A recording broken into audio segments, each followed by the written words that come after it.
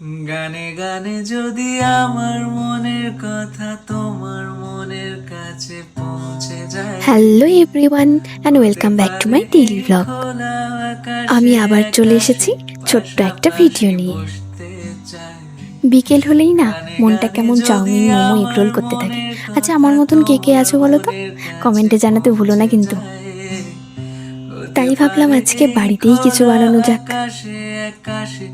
তো আমার বর বললো এগরোল বানাও, তাই সেটারই প্রস্তুতি নিচ্ছিলাম। এদিকে আমি শসা, পেঁয়াজ, গাজর সব কেটে নিলাম। চলো এবার ময়দাটা মাখা যাক। আর এদিকে সব গুছিয়ে নিয়েছি। আগে একটু চা খেয়ে নিই, তারপর বাকি কাজ।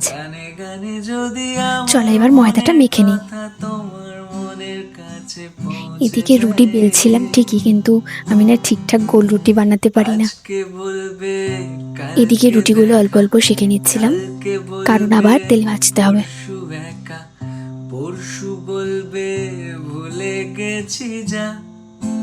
প্রথমে একটা ভাজা হয়ে গেছে, এখন দ্বিতীয়টা ভাজছি। সবই এখন যাচ্ছি বুঝে, নিলাম নিজের জবাব খুঁজে। এটা দেখতে একটু ভালো হয়েছিল, কিন্তু পরেরটা একদমই ভালো হয়নি।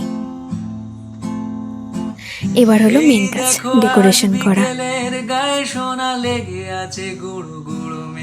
চলো একে একে সবকিছু দিয়ে এবার এটাকে সাজাই।